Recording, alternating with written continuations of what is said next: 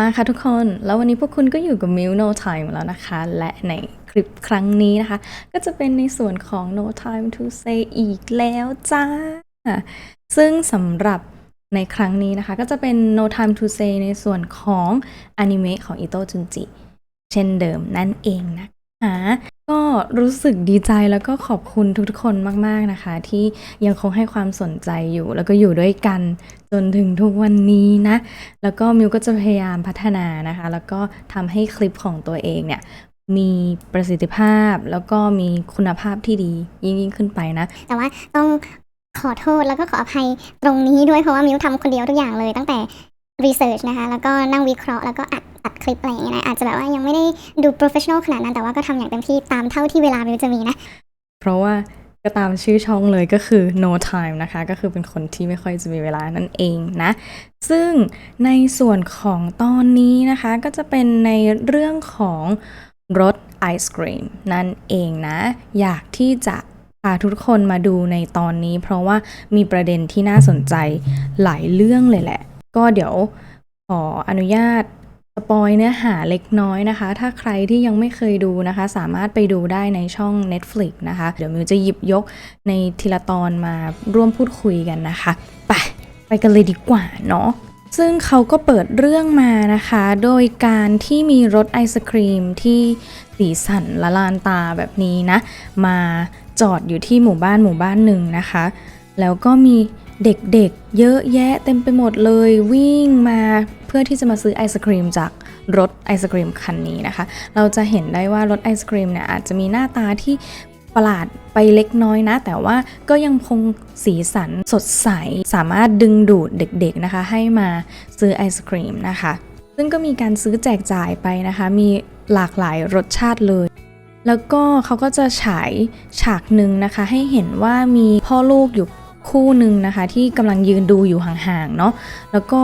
ตัวลูกชายเนี่ยแบบอยากที่จะกินไอศครีมเหมือนกับเด็กคนอื่นๆนะคะก็ขอให้คุณพ่อของตัวเองเนี่ยช่วยซื้อไอศครีมให้หน่อยสิอยากจะรับประทานมากเลยเขาก็ยืนสังเกตการอยู่สักพักนะคะแล้วคุณพ่อเนี่ยเขาก็เห็นว่าหลังจากที่เด็กๆเนี่ยซื้อไอศครีมแล้วเนี่ยเขาก็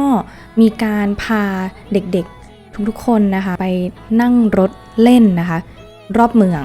แล้วเขาก็เดินเข้าไปถามกลุ่มแม่บ้านทั้งหลายนะคะว่านี่มันคืออะไรหรอครับอะไรอย่างเงี้ยเขาก็เล่าให้ฟังว่ารถไอศครีมคันนี้นะคะเขาได้ขับมาที่ย่านแถวนี้ในทุกๆวันเสาร์นะเขาก็จะพาลูกหลานของตัวเองเนี่ยลงมาซื้อไอศครีมทานนะคะแล้วหลังจากนั้นนะคะก็มีบุคคลหนึ่งนะคะเขาได้บอกว่าหลังจากที่เด็กๆเนี่ยได้รับไอศครีมแล้วเนี่ยเขาก็จะพาเด็กๆทุกคนนะคะนั่งรถชมเมืองไปพร้อมกับทานไอศครีมไปด้วยนั่นเองนะซึ่งก็เป็นแอคทิวิตี้แล้วก็กิจกรรมที่ค่อนข้างที่จะเหมาะสมกับเด็กเนาะด้วยความที่คุณพ่อเขาเนี่ยไม่ได้ซื้อไอศครีมให้ลูกชายทานนะคะลูกชายก็กลับบ้านมางอนตุ๊บป่องเลยว่าแบบโอ๊ยเนี่ยอยากจะกินไอศครีมทำไมเขาถึงเป็นคนที่ไม่ได้กินไอศครีมอยู่คนเดียวอะไรอย่างเงี้ยแต่ว่าด้วยความเป็นเด็กอะเนาะเด็กก็อยากจะกินขนมของหวานกินในสิ่งที่ตัวเองรู้สึกว่าอยากจะกินอ่ะเขาก็เลยแบบว่างอแงนะคะว่าแบบอยากจะกินไอศกรีมแล้วก็ไม่อยากที่จะอยู่ที่บ้านหลังนี้แล้วอยากจะย้ายไปอยู่กับหม่าม้าก็คือคุณแม่ของน้องเขานะแล้วก็ตัดฉากมาที่หน้าของคุณพ่อนะคะหน้าของคุณพ่อที่เหมือนแบบประมาณว่าตอนแรกก็คิดว่าไม่น่าจะเป็นอะไรมากเนาะหลังจากที่ไม่ได้ซื้อสิ่งที่ลูกต้องการให้นะแต่ว่าด้วยความที่พอเขาพูดออกมาว่าอยากจะอยู่กับหม่าม้าเนี่ยคุณพ่อเขาก็แสดงสีหน้าเหมือนประมาณว่ามีความกังวลเกิดขึ้นในใจนะคะสัปดาห์ถัดมานะคะเหมือนเดิมเลยรถไอศครีมคันเดิมนะคะก็มาที่อพาร์ตเมนต์ในย่านแถวนี้นะแล้วลูกชายนะคะก็เหมือนประมาณว่าโอ๊ยเห็นรถไอศครีมขับมาแล้วก็ยังอยากจะทานไอศครีมอยู่เหมือนเดิมนะและครั้งนี้นะคะคุณพ่อเขาก็ตัดสินใจที่จะโอเคงั้นเดี๋ยวคุณพ่อตามใจก็แล้วกันไปกินไอศกรีมกันอย่างที่ลูกอยากกินนะแล้วลูกชายก็เหมือนประมาณว่าประหลาดใจว่าแบบอุ๊ยจะได้กินไอติมแล้วใช่ไหมแล้วทีนี้เขาก็ลงพากันมาซื้อไอศกรีมนะคะแล้วคุณพ่อก็ซื้อไปให้ลูกทานนะคะแล้วหลังจากนั้นนะคะก็เช่นเดิมเลยหลังจากที่กินไอศกรีมซื้อไอศกรีมแล้วก็จะมีการขับรถพาเด็กๆนะคะเที่ยวชมเมืองนะคะและครั้งนี้นะคะคุณพ่อเขาก็อนุญาตให้ลูกชายที่ชื่อโทโมกิเนี่ยนะคะไปด้วยกันกับเด็กๆในละแวกนี้นะไปด้วยกันเลยไปเล่นด้วยกันนั่นแหละ แล้วคุณพ่อเขาก็บอกว่าแต่ว่าถ้ากลับมาแล้วเนี่ยต้องกินข้าวเย็นฝีมือของพ่อนะและหลังจากนั้นนะคะก็เป็นฉากหลังจากเที่ยวชมเมืองกันเสร็จเรียบร้อยแล้วก็มืดค่ำแล้วลูกชายก็กลับมาที่บ้านนะคะแล้วก็มาเล่ามาอวดให้ฟังว่าแบบโอ๊ยสนุกมากๆเลยรสไอศกรีมนี่มันสุดยอดที่สุดเลยนะคะและข้างในเนี่ยก็มีไอศกรีมสตรอเบอรี่กองเท่าภูเขาเลยใหญ่โตมากนะเขาก็พยายามเล่าความตื่นเต้นแสดงออกถึงสิ่งที่ตัวเองได้ไปเจอมาให้กับคุณพ่อฟังในขณะที่คุณพ่อกำลังทำอาหารนะคะแล้วก็ดูท่าทางมีความสุขนะคะแล้วคุณพ่อเขาก็เหมือนมีความกังวลเล็กน้อยนะว่าแบบกินขนมเยอะขนาดนั้นเดี๋ยวก็ปวดท้องเอาหรอกอะไรเงี้ยแล้วลูกชายเขาก็เหมือนประมาณว่าเนี่ยผมมากินมาเยอะมากแล้วอ่ะผมไม่กินข้าวเย็นของคุณพ่อก็แล้วกันแล้วก็ขึ้นห้องนอนไปทำให้คุณพ่อเขาเกิดความแบบว่าเกิดความสับสนเล็กน้อยว่าแบบอ้าวอุตส่าห์อนุญาตให้ไปทานสิ่งที่ตัวเองอยากทานไปเล่นกับเพื่อนๆไปเที่ยวชมเมืองแล้วแต่ว่าเขาก็อยากที่จะให้ลูกชายเนี่ยมานั่งกินข้าวกับเขามานั่งทานอาหารฝีมือของเขาด้วยแต่ว่าลูกชายก็กลับปฏิเสธซะอย่างนั้นนะแล้ววันถัดมานะคะคุณพ่อกลับมาจากการทำงานนะคะหลังเลิกงานก็พบว่าที่บ้านเนี่ยมีรองเท้าถอดอยู่มากมายเลยก็เป็นสัญลักษณ์ที่เหมือนแสดงว่าเนี่ยลูกชายของเขาเนี่ยมีเพื่อนเต็มไปหมดเลยจากการที่ได้เข้าสังคมในส่วนของการที่ไปเที่ยวชมเมืองในรถไอศกรีมนะก็ได้แบบได้เพื่อนมากลับมามากมายเลยนะคะก็เลยทำให้ลูกชายของเขาเนี่ยมีความสุขมากยิ่งขึ้นกับการที่อยู่ที่นี่นะคะในเย็นวันนั้นนะคะคุณพ่อกับคุณลูกเขาก็นั่งคุยด้วยกันนะคะว่าแบบเนี่ยทำไมเดี๋ยวนี้ไม่พูดว่าอยากจะไปอยู่กับมาม่าเลยนะแล้วลูกชายเขาก็บอกว่าก็เพราะว่ารถไอศกรีมเนี่ยไม่ได้ขับไปที่แถวบ้านมาม่านี่นาก็เลยอยากที่จะอยู่ที่นี่เพราะว่าที่นี่มีรถไอศกรีมนะคะและในสัปดาห์ถัดไปนะคะก็เหมือนเดิมเลยเหมือนเป็นรูทีนเป็นชีวิตประจำวันของเขาว่าในทุกๆสัปดาห์เนี่ยลูกชายของเขาก็จะต้องไปเที่ยวเล่นแล้วก็ไปชมเมืองกับรถไอศกรีมนี้กับเด็กๆในรุ่นราวคราวเดียวกันนะคะและครั้งนี้นะคะคุณพ่อเนี่ยเขาก็มีความสงสัยนิดหน่อยนะในใจแล้วก็อยากจะรู้ว่าเนี่ยสามารถขึ้นไปด้วยได้ไหมอยากจะไปดูด้วยว่าลูกๆเนี่ยเขาไปเล่นกันยังไงแต่ว่าตัวคนขายไอศกรีมนะคะตัวคนขับรถไอศกรีมคันนี้ค่ะเขาบอกว่าไม่ได้นะครับเนี่ยอันนี้เป็นสิทธิ์ของเด็กเท่านั้นนะไม่สามารถให้ผู้ใหญ่ขึ้นไปด้วยได้นะแต่ก่อนที่ประตูรถจะปิดนะคะคุณพ่อเขาก็เหลือบมองเห็นภายในรถไอศกรีมนะคะว่ามีไอศกรีมสูงใหญ่เท่าภูเขาจริงๆนะคะแล้วก็เด็กๆเนี่ยพากันเลียพากันกินกันอย่างอร่อยเลยนะก็เลยทำให้คุณพ่อแบบรู้สึกตกใจแล้วก็แบบไม่เคยคาดคิดเลยว่าจะมีสิ่งนี้เกิดขึ้นภายในรถไอศกรีมและหลังจากนั้นรถไอศกรีมนะคะก็ได้ขับนะคะพาเด็กๆไปเที่ยวชมเมืองเราจะเห็นว่าภายในนะคะเราสามารถมองเห็นไอศกรีมที่กองใหญ่เท่าภูเขาแล้วก็มีศีรษะหรือว่ามีหัวของเด็กๆนะคะกำลังล้อมตัวไอศกรีมลูกนี้อยู่นะแล้วหลังจากนั้นนะคะในวันถัดๆไปในสัปดาห์ถัดๆไปนะคุณพ่อเขาก็เริ่มพบอะไรที่แปลกประหลาดมากขึ้นนะอย่างเช่นกลับมาบ้านนะคะแล้วก็เหยียบบางอย่างที่มีลักษณะเหนียวหนืดนะคะติดอยู่ที่เท้าของตนเองนะคะแล้วก็เกิดความสงสัยว่านี่มันคืออะไรเนี่ยทำไมถึงมีสิ่งนี้อยู่นะคะแล้วก็ค้นพบอะไรบางอย่างที่มีลักษณะเป็นกล่องนะคะและลายหนืดติดมือเลยอย่างเงี้ยนะคะก็เลยงงว่าพวกนี้มันคืออะไรกันแน่นะทำไมมันถึงมีอยู่ในบ้านของเขาได้นะคะและในทุกๆวันก็จะเห็น surrounding หรือว่า environment แถวบ้านเนี่ยมีความแปลกประหลาดมากขึ้นนะคะอย่างเช่นตรงนี้นะคะก็จะเห็น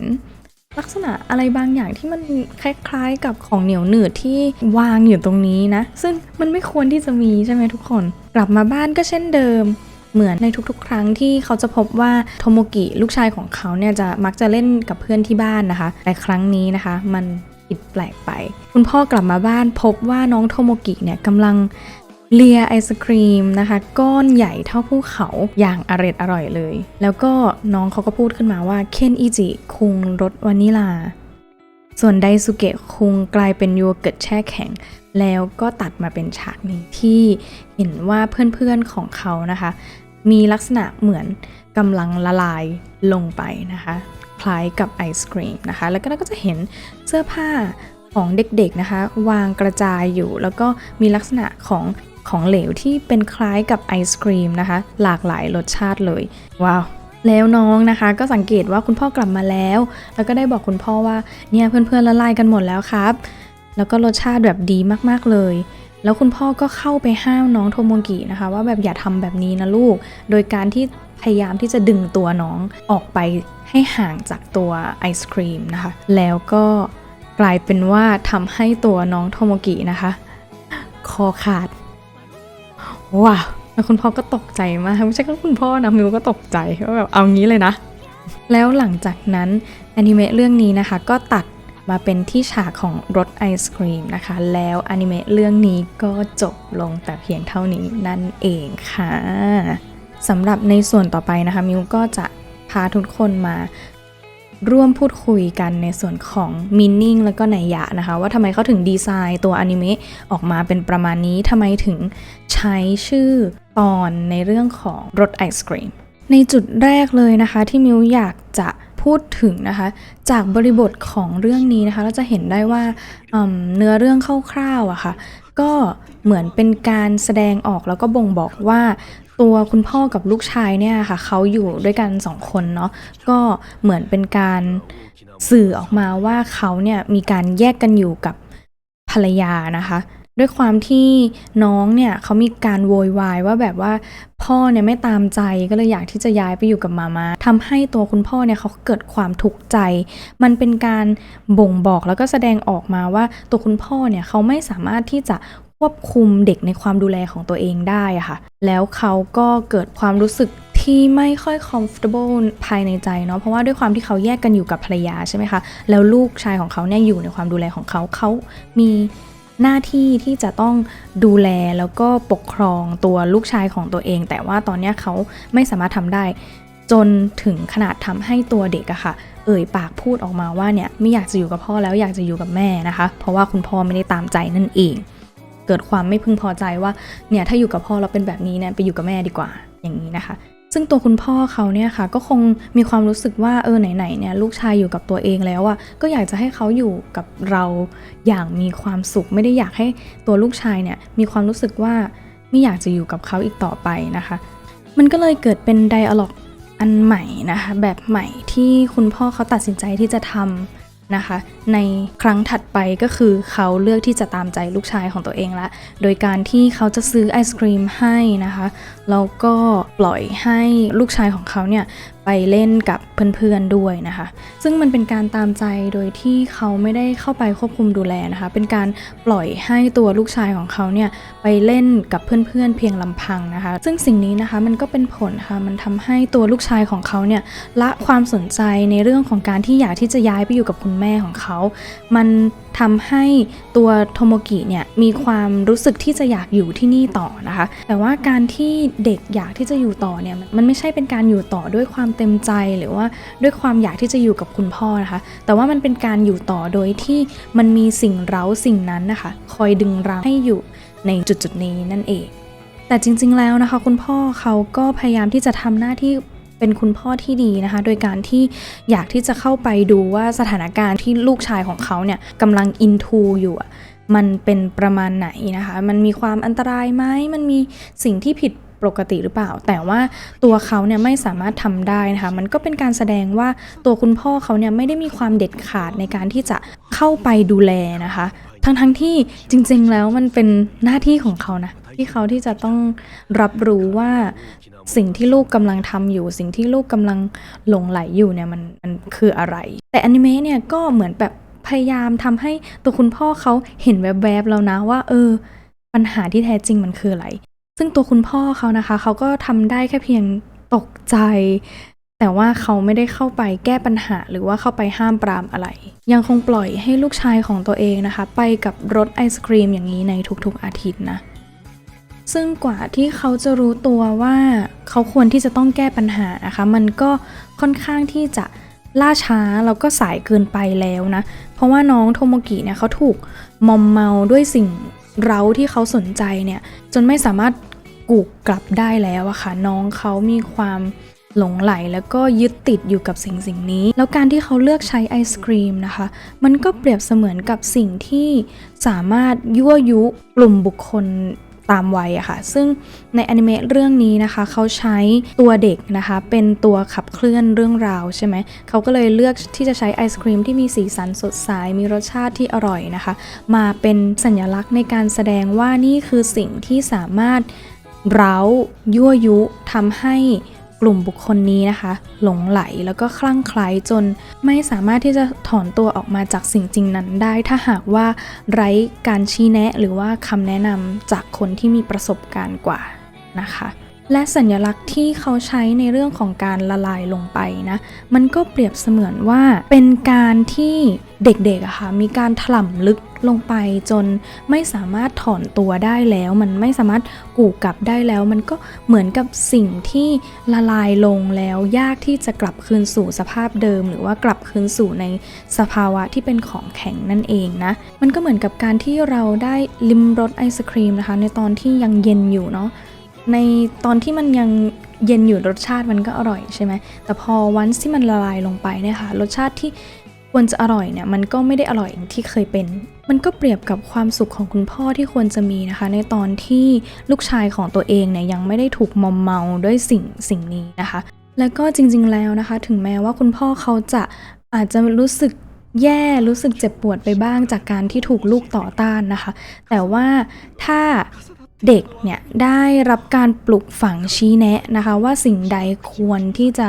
ทำเท่าไหนเรียกว่าพอดีมันก็จะเกิดความสุขตรงกลางเพราะว่าตอนนี้นะคะโทโมกิก็มีความสุขแล้วกับการที่ได้ทานไอศกรีมในสิ่งที่ตัวเองอยากได้คุณพ่อก็มีความสุขมากยิ่งขึ้นที่เห็นว่าลูกมีความสุขกับการที่อยากที่จะอยู่ที่นี่ต่อแล้วก็จริงๆแล้วอะค่ะตัวน้องโทโมกินะคะลูกชายเนี่ยก็มีการได้บอกใบ้แล้วนะว่ามันน่าจะมีอะไรบางอย่างแปลกๆหรือว่าเป็นปัญหาแต่ว่าตัวคุณพ่อเขาอะเขารับรู้แหละว่าลูกชายกำลังพูดอะไรอยู่แต่ว่าเขาเหมือนคงคิดว่ามันจะเป็นไปได้หรอว่าไอศครีมสตรอเบอรี่กองเท่าภูเขาแล้วมันคืออะไรลูกจินตนาการไปเองหรือเปล่าแต่จริงๆอะตัวน้องโทโมกิอะได้มีการบอกแล้วนะว่าเนี่ยไอศครีมกองเท่าภูเขาแล้วก็เด็กๆเนี่ยมากินกันอย่างเยอะแยะล้อมรอบมันเนี่ยคือปัญหาแล้วนะเรื่องของการที่กำลังถูกหลอกล่อด้วยสิ่งเร้าแล้วก็ทำให้เด็กเนี่ยมีการหลงไหลจนอาจจะถอนตัวกลับมาไม่ได้นะคะแต่คุณพ่อเขากลับเลือกที่จะเพิกเฉยอะค่ะว่าแบบว่ามันอาจจะไม่ได้มีอะไรหรอกมั้งอะไรอย่างเงี้ยจนสุดท้ายแล้วนะมันก็เกิดสิ่งที่เขาเกินจะควบคุมได้แล้วค่ะเด็กๆทุกๆคนเนี่ยมีความหลงไหลถูกหลอมละลายจนไม่สามารถกลับคืนสู่สภาพเดิมได้รวมทั้งตัวลูกชายของตัวเองด้วยนั่นเองแล้วก็อีกจุดหนึ่งที่น่าสนใจนะคะมิวรู้สึกว่าอาร์ตหรือว่าศิลปะในอนิเมะตอนนี้นะค่อนข้างที่จะสวยนะแล้วก็เขาใช้สื่อสัญลักษณ์ที่แปลกตาไปนะมิวอาจจะไม่ได้วิเคราะห์ได้ละเอียดมากแต่ว่าจากเท่าที่ดูนะมิวรู้สึกว่าตัวรสไอศครีมเนี่ยค่ะเขาใช้ลูกตานะคะในการเป็นไฟนำทางเนาะมิวมองว่า